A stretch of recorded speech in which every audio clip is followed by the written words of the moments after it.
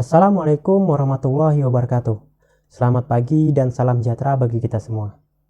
Oke anak-anak sekalian, pada kesempatan kali ini, di pagi ini kita akan belajar mata pelajaran pemeliharaan mesin sepeda motor atau biasa disingkat dengan PMSM. Nah, untuk materi kita hari ini yaitu tentang perawatan berkala mekanisme katup. Nah, jadi mekanisme katup ini merupakan materi yang pertama dari mata pelajaran PMSM ini pada kelas 11 pada kompetensi keahlian teknik dan bisnis sepeda motor. Nah, kira-kira kenapa kita perlu belajar tentang mekanisme katup? Jadi, mekanisme katup ini tergolong sistem utama pada mesin sepeda motor. Karena tanpa mekanisme katup, mesin tidak dapat bekerja. Sebelumnya, kita perlu mengetahui terlebih dahulu fungsi dari mekanisme katup. Nah, jadi fungsi dari mekanisme katup yang pertama yaitu mengatur pemasukan udara dan bahan bakar. Kemudian yang kedua mengatur pembuangan gas hasil pembakaran. Nah, jadi pada dasarnya ya, katup itu ada dua jenis, ada katup masuk dan ada katup keluar. Katup masuk ini bekerja jika udara dan bahan bakar ya akan dimasukkan ke dalam ruang bakar. Dan kemudian katup buang ini akan bekerja ketika gas hasil pembakaran pada ruang bakar akan dibuang melalui knalpot pada sebuah sepeda motor. Nah, jadi itulah fungsi dari mekanisme katup, yaitu mengatur pemasukan dan mengatur pembuangan. Nah, selanjutnya ya, untuk menjawab kenapa kita perlu belajar tentang mekanisme katup, kita lihat terlebih dahulu video tentang mekanisme kerja dari katup sepeda motor. Nah, kita dapat lihat di sini ya. Ini merupakan ruang dari mekanisme katup pada mesin sepeda motor. Di sini ada noken as ataupun as klep, kemudian ada rocker arm ataupun pelatuk, ada batang klep dan ada per klep ataupun pegas. Jadi itu adalah komponen-komponen dari mekanisme katup. Nah, sekarang kita akan melihat bagaimana mekanisme katup ini bekerja ya. Nah, ketika mesin dihidupkan ya, keadaan pada ruang mekanisme katup adalah seperti yang tertampil pada video ini. Nah, ini masih di putaran yang tergolong masih rendah ya, karena kita masih bisa melihat pergerakan dari mekanisme katup itu sendiri. Mungkin hanya sekitar 2000 sampai 3000 rpm saja. Dapat kita lihat ya, noken as berputar, kemudian pelatuk ataupun rocker arm naik turun posisinya, kemudian pegas pun bekerja. Nah, di sini putaran mesin sudah ditinggikan ya, gas sudah ditinggikan.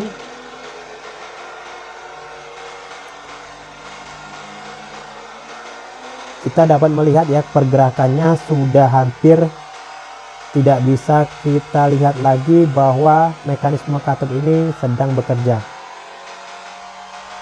karena putarannya sudah terlalu tinggi.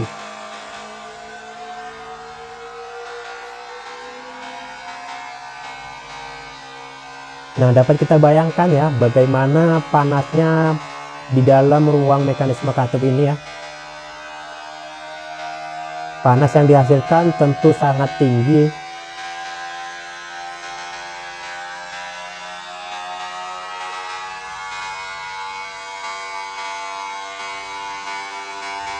Nah, tadi pada putaran rendah kita dapat melihat dengan jelas ya bahwa noken as berputar, kemudian pelatuk bergerak, klepnya pun bergerak ya, pegasnya bergerak. Akan tetapi ini di putaran tinggi ya, sekitar belasan ribu rpm, kita sudah tidak dapat melihat bahwa komponen-komponen ini sedang bekerja karena terlalu cepatnya putaran, sehingga kita tidak bisa melihat dengan jelas bahwa sebenarnya mekanisme katup ini ataupun komponen-komponen dari mekanisme katup ini sedang bekerja optimal.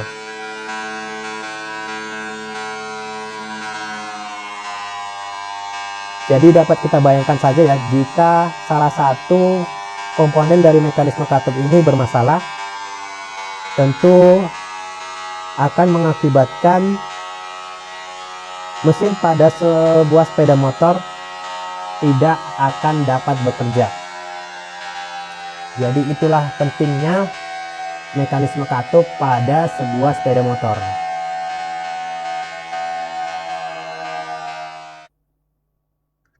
Nah, tadi kita sudah melihat mekanisme kerja dari katup ya. Jadi kita sudah melihat betapa pentingnya mekanisme katup dalam sebuah mesin sepeda motor. Maka dari itu, yang mana jika mekanisme katup ini bermasalah, tentu akan mengakibatkan mesin pada sepeda motor tidak akan dapat bekerja. Maka dari itu, tentu kita perlu belajar tentang mekanisme katup ini, baik itu komponen-komponen mekanisme katup, bagaimana prinsip kerjanya, dan bagaimana perawatannya. Jadi semua itu perlu kita pelajari agar nantinya sebuah mesin pada sepeda motor dapat bekerja dengan maksimal ya, apabila mekanisme katup ini ataupun mekanisme kerja dari katup semua bekerja dengan maksimal ataupun bekerja dengan baik ya. Oke, kita lanjutkan ke tujuan pembelajaran. Nah, jadi pada pembelajaran pada hari ini ya, kita tentu memiliki tujuan pada setiap apa yang kita lakukan. Nah, jadi dari pembelajaran kita ini ya, diharapkan nantinya kalian mampu menunjukkan komponen-komponen mekanisme katup. Kemudian yang kedua, kalian dapat ataupun mampu menjelaskan prinsip kerja dari mekanisme katup. Dan kemudian yang ketiga, kalian dapat melakukan perawatan mekanisme katup. Jadi itulah tujuan pembelajaran kita ya pada materi tentang perawatan berkala mekanisme katup ini. Semoga nantinya setelah akhir pembelajaran ini, kalian dapat mencapai semua tujuan dari pembelajaran ini untuk meningkatkan pengetahuan pada kompetensi keahlian teknik dan bisnis sepeda motor pada mata pelajaran pemeliharaan mesin sepeda motor. Nah, langsung saja kita masuk komponen mekanisme katup. Nah, jadi mekanisme katup tadi adalah sistem yang menggerakkan katup pada mesin sepeda motor. Nah, jadi agar dapat menjalankan fungsinya dengan baik ya, mekanisme katup ini tentu membutuhkan ataupun terdiri dari beberapa komponen. Nah, langsung saja kita masuk yang pertama yaitu katup ataupun klep. Nah, jadi inilah yang dinamakan dengan katup ataupun klep ya. Bentuknya seperti payung. Pada dasarnya pada sepeda motor itu ya, untuk sepeda motor biasa terdiri dari antara 2 sampai 4 buah batang klep. Jadi tergantung dari jenis sepeda motornya ya. Kalau motor-motor di bawah 150 cc biasanya dia hanya menggunakan 2 batang klep saja ya. Tapi jika sudah 150 cc atau 150 ke atas, biasanya dia akan menggunakan 4 buah batang klep. Nah, jadi katup ataupun klep ini ya hanya digunakan pada mesin 4 langkah. Jadi pada mesin 2 langkah dia tidak terdapat katup. Jadi fungsi katup ini yaitu untuk membuka dan menutup ruang bakar. Makanya itu katup ini terdiri dari 2 tadi ya. Ada katup masuk dan katup buang. Yang mana katup masuk tadi berfungsi untuk membuka saluran masuk. Kemudian katup buang berfungsi untuk membuka saluran buang ke knalpot sepeda motor. Berdasarkan video dari mekanisme kerja tadi ya, yang kita lihat di awal pembelajaran ya, tentunya sebuah katup ini harus memiliki bahan material yang kuat dan tahan terhadap panas. Kita dapat melihat tadi betapa panasnya ya, ruang mekanisme kerja dari katup. Jadi tentunya katup ini harus memiliki bahan material yang tahan terhadap panas. Nah, biasanya bahan dari katup ini yaitu terdiri dari logam ya, yang tahan terhadap panas, kemudian tahan terhadap gesekan. Nah, jadi untuk spek yang lebih tinggi ya, untuk biasanya pada motor-motor balap ya, bahan dari klep ini yaitu berbahan dasar material titanium. Nah, jadi titanium itu merupakan bahan yang tahan terhadap panas, kemudian tahan terhadap gesekan, dan beratnya tergolong ringan. Nah, jadi untuk katup bermaterial titanium tadi, efisiensinya sangat baik pada sebuah mesin sepeda motor. Maka dari itu harganya mahal, dan hanya dipakai pada motor-motor balap saja. Nah, sekarang kita lanjutkan ke pegas ataupun pear clamp. Pear clamp ini berfungsi untuk mengembalikan posisi katup ya, setelah terjadi penekanan katup oleh poros noken as. Kita dapat lihat ya tadi pada video katup bekerja naik turun ya. Nah, jadi itulah fungsi dari pegas, yaitu mengatur pengembalian posisi katup setelah terjadi penekanan katup oleh poros noken as. Nah, jadi untuk material dari pegas ataupun pear clamp ini yaitu biasanya berbahan dasar baja yang kuat ya, kemudian elastis dan tahan panas. Oke, kita lanjutkan ke noken as atau biasa bahasa bengkelnya disebut dengan as clamp. Nah, jadi noken as ini merupakan poros ya untuk mengatur buka tutup dari katup tadi. Nah, pada noken as ini terdapat tonjolan-tonjolannya. Ini biasa disebut dengan lobe ataupun leaf ya. Nah, jadi gerakan dari clamp itu tergantung dari profil yang ada pada noken as ini. Kita dapat lihat di sini ketika berada pada profil yang menonjol, tentu saja posisi clamp akan membuka karena dia akan menonjol ke bawah. Sedangkan jika berada pada profil yang rata ini, yang lingkarannya rata, itu artinya posisi clamp akan kembali menutup. Nah, jadi gerakan clamp itu sesuai dengan profil dari noken as ataupun as clamp ini. Nah, kita lanjutkan ke timing chain ataupun rantai temeng bahasa bengkelnya. Nah, rantai temeng ini berbeda dengan rantai sepeda motor yang biasanya ya. Jadi ukuran dari rantai temeng ini jauh lebih kecil daripada rantai sepeda motor. Rantai temeng ini berfungsi untuk meneruskan putaran poros engkol ke poros noken as tadi. Nah, jadi noken as ini bisa berputar karena terhubung dengan poros engkol pada sepeda motor. Nah, jadi timing chain atau rantai temeng inilah yang menghubungkan antara noken as dan poros engkol, sehingga noken as bisa berputar dan bekerja sehingga bisa membuka dan menutup katup pada mesin sepeda motor. Selanjutnya kita masuk ke rocker arm ataupun pelatuk. Nah, pada sepeda motor ya, tidak semua sepeda motor menggunakan pelatuk. Jadi biasanya rocker arm ataupun pelatuk ini dipakai pada sepeda motor yang menggunakan mekanisme katup SOHC aja ataupun single overhead camshaft. Tetapi ada juga beberapa sepeda motor ya yang menggunakan mekanisme DOHC ataupun double overhead camshaft, tetapi dia tetap menggunakan pelatuk untuk menggerakkan clamp. Nah, jadi biasa rocker arm ini ataupun pelatuk ini dipakai pada mesin sepeda motor biasa ya, seperti sepeda motor bebek, kemudian matic yang di bawah 150 cc ya, itu biasanya menggunakan pelatuk. Jadi pelatuk ini berfungsi ya untuk meneruskan gerakan menekan ya dari poros noken as ke katup. Nah, kita lanjut ke prinsip kerja mekanisme katup. Nah, jadi sepeda motor 4 tak ataupun 4 langkah itu menggunakan beberapa macam mekanisme katup ya, tidak hanya satu, tapi ada beberapa macam. Jadi pemakaian dari mekanisme katup ini disesuaikan dengan tujuan dari penggunaan mesin, karena setiap mekanisme katup ini mempunyai karakteristik yang berbeda pada mesin sepeda motor. Jadi di sini terdapat beberapa macam ya mekanisme katup. Yang pertama ada side valve. Nah, pada dasarnya ya mekanisme kerja katup sama ya komponen-komponennya. Tadi ada katup, kemudian ada pegas, ada noken as ataupun camshaft ya. Nah, jadi pada side valve ataupun SP ini katupnya berada di samping. Nah, pada mekanisme katup side valve ataupun SP ini ya, dapat kita lihat di sini katupnya berada di samping ya. Ini piston, katupnya berada di sampingnya.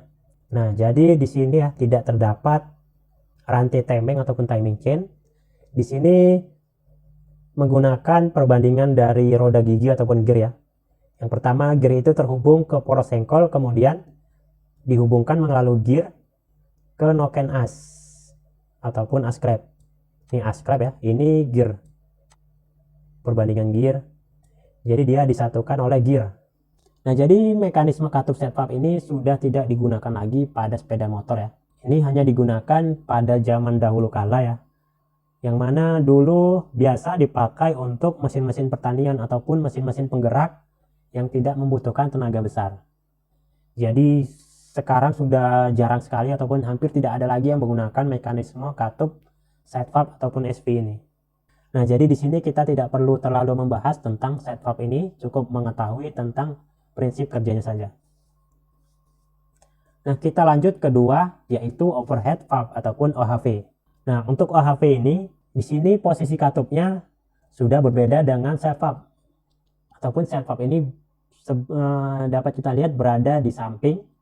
Akan tetapi, untuk OHV ini sudah berada di atas dari piston. Maka dinamakan overhead. Nah, untuk komponennya ya, di sini ada rocker arm, ada juga klep, ada juga pegas ya, di sini pegas ataupun per klep. Ada noken as. Nah, jadi di sini juga sama seperti side valve tadi ya, tidak memakai timing chain ataupun rantai temeng. Jadi dia dari poros engkol langsung dihubungkan melalui roda gigi ke noken as ataupun as klep ya. Ini as klep. Dia langsung dihubungkan oleh roda gigi. Nah, jadi untuk overhead valve ini biasa digunakan pada sepeda motor terdahulu juga ya. Rata-rata pada tahun 1970-an ya. Jadi dulu sepeda motor Harley Davidson ya biasa menggunakan mekanisme klep ataupun mekanisme katup overhead valve ataupun OHV ini. Nah, jadi penggunaan OHV ini dapat kita lihat di sini ada sepeda motor yang menggunakan OHV yaitu Honda CG 125 ya. Jadi bukan CB 125, jadi ini CG 125. Jadi ini masih menggunakan mekanisme katup OHV ataupun overhead valve. Dan selain sepeda motor ini ya, ini sepeda motor tahun 1975 kalau tidak salah ya. Nah, jadi sudah sangat lama sekali mekanisme kerja OHV ini digunakan. Kemudian untuk OHV ini juga diterapkan pada mesin penggerak. Nah, mesin ini biasa kita gunakan ataupun biasa kita lihat pada mesin bubut ayam ataupun mesin potong ayam. Jadi mesin potong ayam, kemudian mesin genset ya, rata-rata masih menggunakan mekanisme katup OHV ini. Sekarang kita lanjut ke single overhead camshaft ataupun biasa disebut dengan SOHC. Nah, jadi untuk SOHC ini sudah umum digunakan dan sampai sekarang masih juga digunakan pada sepeda motor. Nah, untuk SOHC ini dipakai pada sepeda motor ya yang berada ataupun yang sisinya di bawah 150 seperti motor bebek dan motor matic ya, biasa menggunakan mekanisme katup SOHC ini. Jadi dia kenapa dinamakan single ya? Di sini ada bacaan single overhead camshaft. Camshaft ini adalah noken as. Overhead ini adalah di atas, kemudian single ini artinya satu ataupun tunggal ya. Jadi kenapa dia dinamakan single? Karena dia hanya menggunakan satu buah noken as yang berada di bagian atas. Nah, jadi untuk SOHC ini ya tadi baru sesuai dengan komponen-komponen dari mekanisme katup sepeda motor. Tadi ada di sini pegas ya, ini pegas ataupun per klep, ada pelatuk, ini pelatuk. Kemudian yang ini tadi noken as. Dan ini batang klep ataupun valve tadi ya. Dan ada pula seharusnya di sini ada timing chain ataupun rantai temeng ya. Jadi karena ini merupakan gambar potongan, jadi timing chainnya tidak dinampakkan ya. Nah, ini gigi temeng ya. Dia terhubung dengan noken as, kemudian di sinilah rantai temeng ataupun timing chain tadi. Nah, dia di sini akan terhubung ke poros engkol yang berada pada bagian bak mesin sebelah kiri.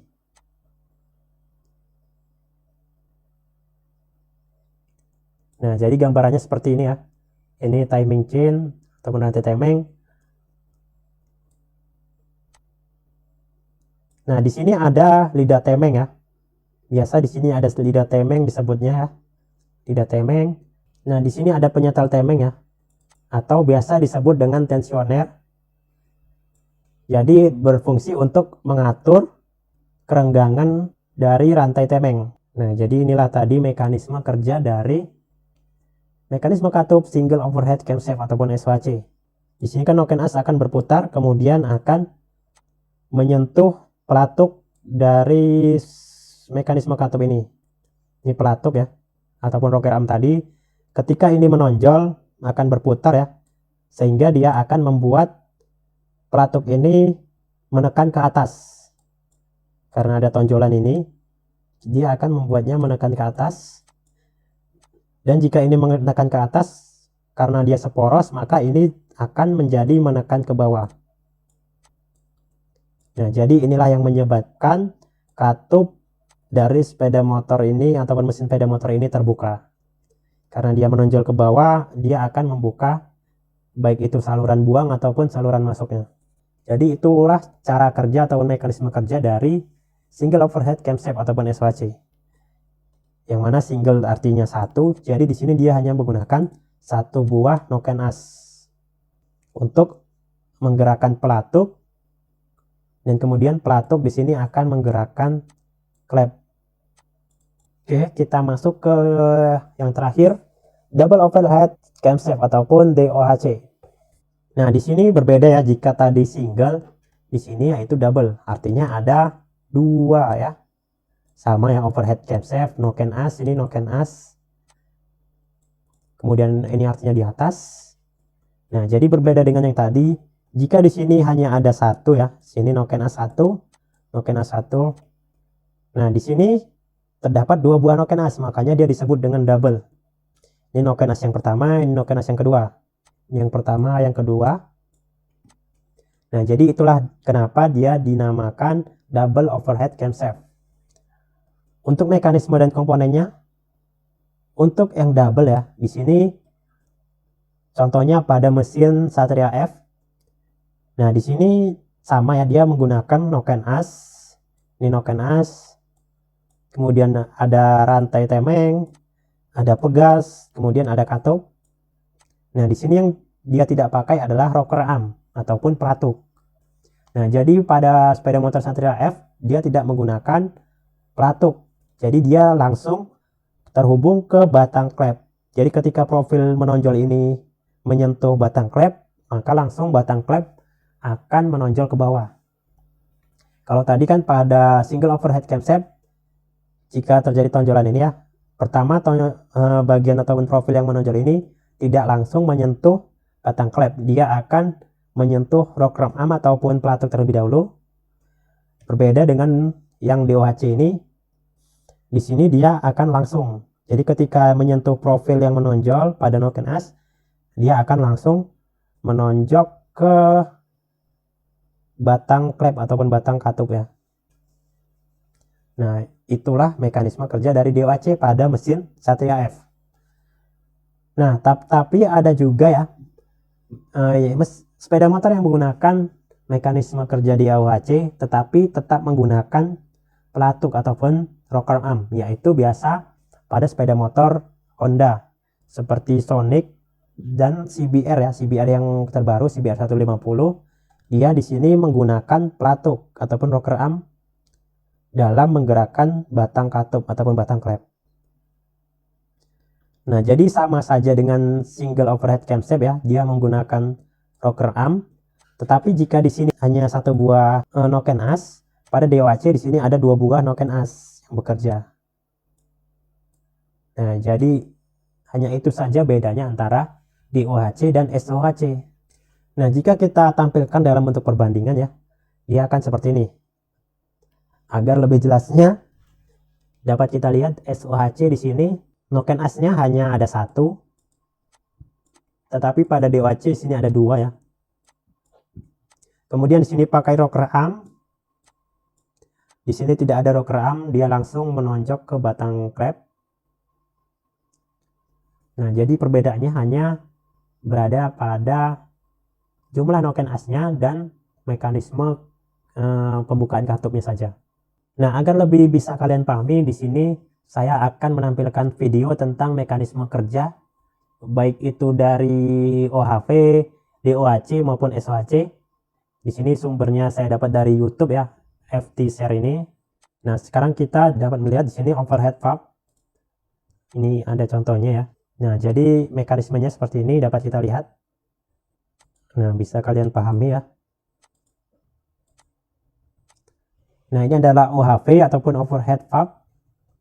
Sekarang kita masuk ke SOHC ataupun single overhead camshaft. Nah, jadi inilah mekanisme kerja dari SOHC. Dapat kita lihat di situ profil dari camshaft akan menonjok ke rocker arm ataupun pelatuk. Nah, ini noken as. Dia akan menyesuaikan profilnya sehingga profilnya akan mendorong pelatuk dan kemudian pelatuk akan mendorong batang klep untuk membuka ataupun menutup. Nah, jadi pegas di sini berfungsi untuk mengembalikan posisi katup ketika dia menonjok ke bawah.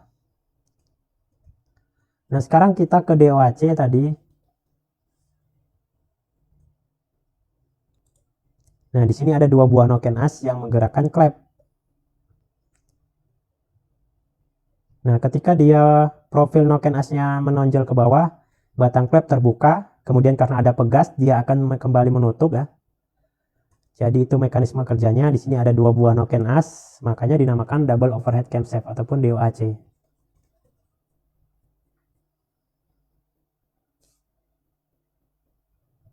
Nah, jadi itulah tadi perbandingan antara SOHC dan DOHC. Nah, biasa untuk sepeda motor bebek dan yang 150 cc ke bawah itu menggunakan SOHC. Dan juga ada sepeda motor yang 150 cc tetapi dia masih menggunakan SOHC.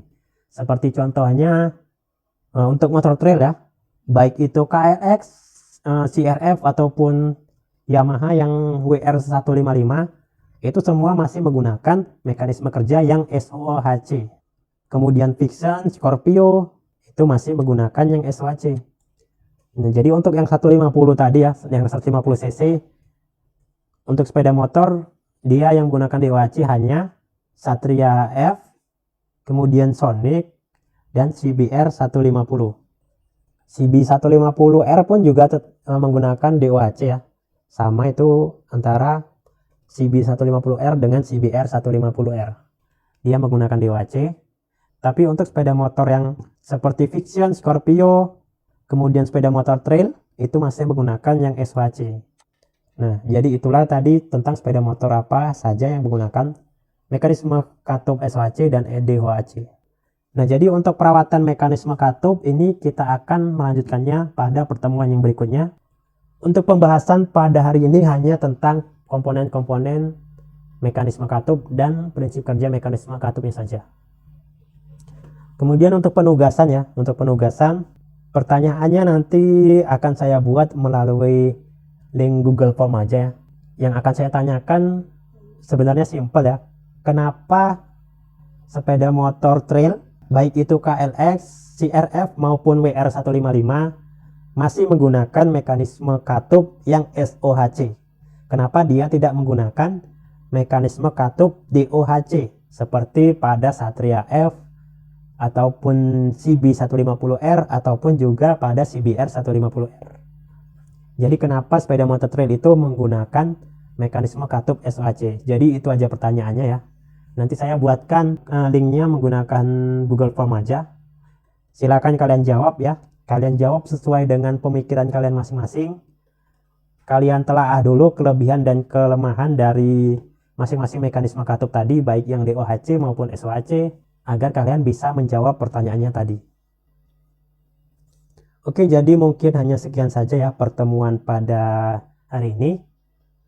Semoga tujuan dari pembelajaran kita yang mana tadi yang pertama, siswa mampu menunjukkan komponen-komponen mekanisme katup, kemudian siswa mampu menjelaskan prinsip kerja mekanisme katup sudah kalian kuasai.